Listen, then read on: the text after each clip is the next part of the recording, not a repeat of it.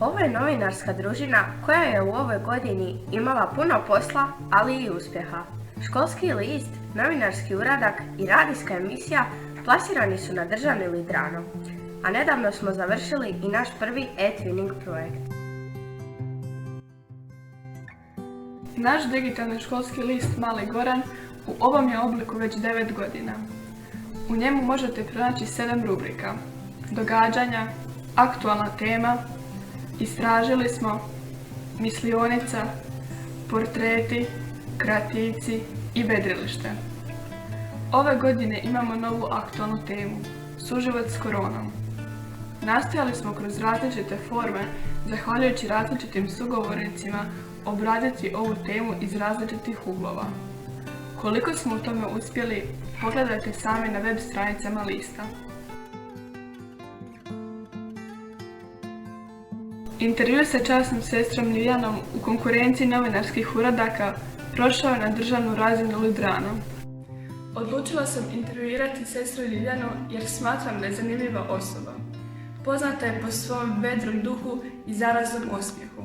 Ipak, mislim da malo znamo o njoj. Zato je ovaj intervju bio prilika da to promijenimo. U ovom intervjuu možete pročitati i otkriti mnoge zanimljivosti o sestri Liljani. O njenom djetinjstvu, mladanaštvu, odnosu s roditeljima, zašto je odlučila otići u samostan. Prije radijske emisije potrebno se dobro pripremiti za nju, stoga sam započela sa istraživanjem teme na internetu i saznala sam puno više o pojmu empatija. Zatim sam razmišljala o mogućim sugovornicima.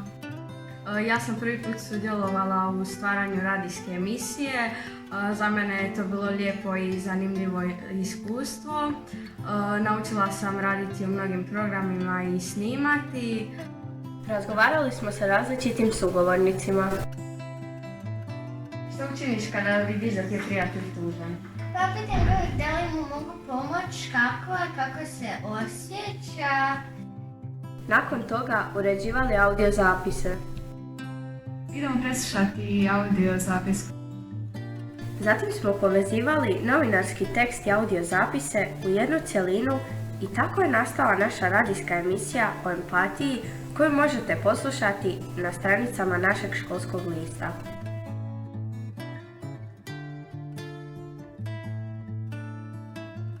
Ove godine prvi put smo se uključili u e-twinning. To je zajednica škola u Europi putem koje učenici i učitelji mogu komunicirati, surađivati i razmjenjivati iskustva putem online platforme. Cilj našeg projekta bio je usporediti iskustva učenika i učitelja iz različitih zemalja tijekom online nastave. Snimali smo video intervjue s učiteljima. Može li online nastava zamijeniti nastavu u školi? Smatram da online nastava nikada ne može zamijeniti nastavu licem u lice. I s učenicima. Što misliš, kojim predmetima više odgovara online nastava ako ima manje? Online nastava najmanje odgovara matematici, fizici i kemiji jer je iz tih predmeta najviše potrebna dodatna pomoć nastavnika i dodatno objašnjenje. Prevodili smo izjave s hrvatskog jezika na engleski, a naših partnera s engleskog na hrvatski. Postavljali smo titlove na video zapise. Zajednički rezultat projekta je video u kojem možemo vidjeti i čuti razmišljanja učenika i učitelja iz Turske, Estonije, Portugala i Hrvatske. I na kraju smo vrednovali naše sudjelovanje u projektu. Meni se projekt jako svidio. Radio sam mnoge aktivnosti. Snimao sam intervjue i prevodio sam sa hrvatskog na engleski, s engleskog na hrvatski, čak tijekom zimskih praznika. Ja bih volio da se ovakvi projekti nastave i volio bih sudjelovati u njima.